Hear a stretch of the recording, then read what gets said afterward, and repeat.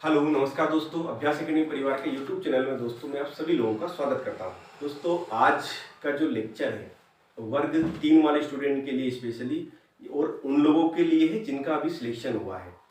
जिन लोगों का सिलेक्शन हुआ है उन लोगों का डॉक्यूमेंट्स अपलोड करने के लिए एक डेट दी गई है, वो डेट आप लिख लीजिएगा।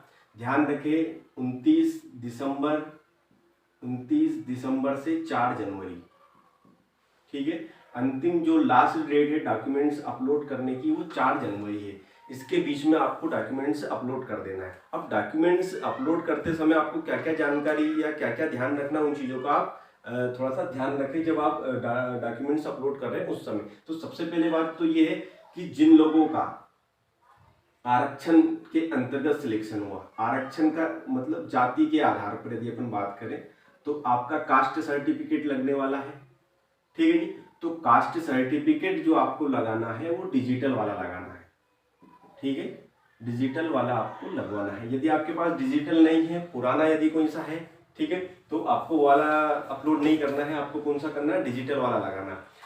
जैसे कि किसी ओबीसी के अंतर्गत किसी को छूट मिली है या फिर एससी के अंतर्गत मिला है या एसटी के अंतर्गत, तो उनका जो कास्ट सर्टिफिकेट लगने वाला है वो डिजिटल लगाना है। दूसरी बात, जिन लोगों का आय के अंतर्गत हुआ है, आय का डॉक्यूमेंट से भी अपलोड होगा, तो उसमें ध्यान देना है करंट वाला जो 3 साल के लिए मान्य होता है, तो उस वही वाला आपको लगाना। मतलब 3 साल से ज़्यादा वाला नहीं होना चाहिए, क्योंकि सिर्फ मान्य कितना होता है, 3 साल वाला मान्य होता है। तो एक ये ध्यान रखना। पहली बात तो ये ध्यान रखना, आपको सबसे पहले डेट याद रखना है। डेट 29 दिसंबर से 4 जनवरी के बीच में आपको डॉक्यूमेंट्स अपलोड करना है।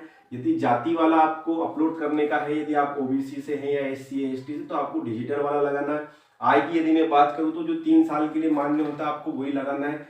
तीसरी बात ध्यान देने लायक ये है कि जिन लोगों का जो दिव्यांग के अंतर्गत है, जिनका सिलेक्शन इसके अंतर्गत हुआ है, उनको भी ये वाला अपलोड करना जरूरी है, ठीक है। दिव्यांग वाला उनका बना होगा, ठीक है, तो उनको भी दिव्यांग वाला जो सर्टिफिकेट है वो आपको अपलोड करना है इसमें, ठीक है जी।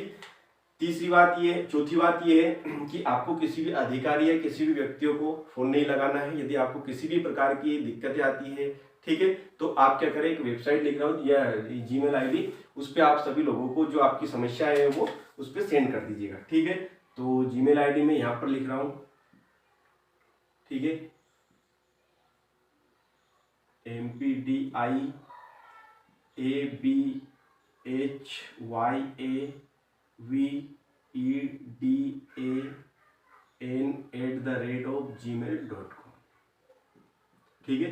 किसी भी प्रकार की यदि समस्याएं आती है आपको तो आप इस पर ना ईमेल कर सकते हैं, ठीक है। बस इतनी सी जानकारी है। और डेट आपको याद रखना, 4 जनवरी के बाद कुछ नहीं हो सकता, इसलिए आपको 4 जनवरी तक सारे डॉक्यूमेंट्स क्या करना है, अपलोड कर देना है, ठीक है जी। तो ध्यान रखें इन सारी चीज़ों का, आप डॉक्यूमेंट्स अपलोड करते समय इन सारी चीज़ों का विशेष ध्यान रखें। बस आज के लिए इतना ही, बाकी मिलते हैं अगले लेक्चर में।